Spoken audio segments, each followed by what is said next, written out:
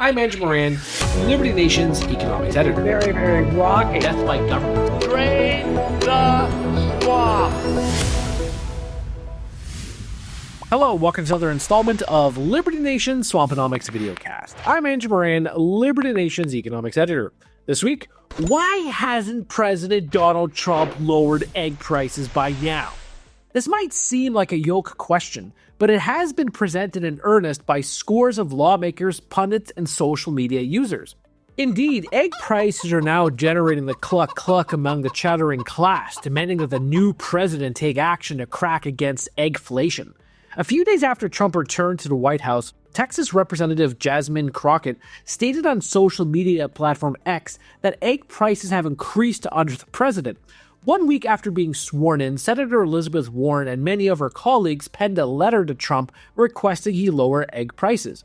In an interview with Vice President J.D. Vance, CBS personality Margaret Brennan shook her fists at the sky because his administration has not lowered food prices. The best part of this manufactured outrage is that they are relying on data before President Trump returned to Oval Office. Now, it is certainly unlikely that egg prices will fall days into the new administration, but his detractors should at the very least wait until the January or February inflation reports are published to make this point. So, what's the deal with egg prices anyway? Well, as of December 24th, the average cost of a dozen large grade A eggs was $4.16. This is the highest level in about 2 years. From December 2023 to December 2024, egg prices have soared about 37%.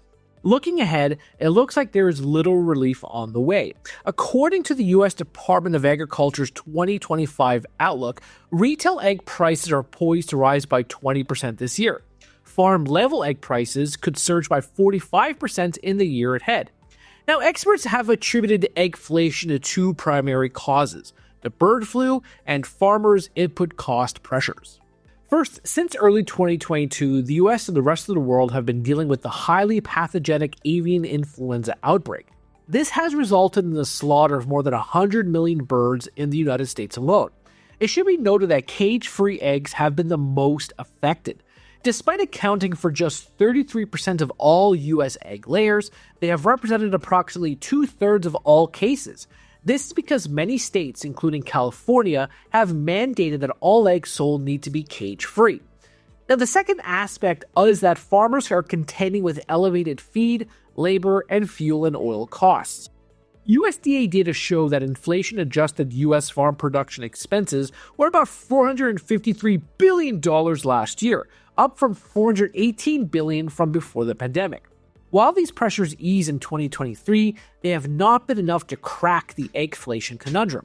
Put simply, consumers will be paying more for their scrambled, sunny-side-up, or hard-boiled eggs. Who cares about that soft-boiled egg stuff?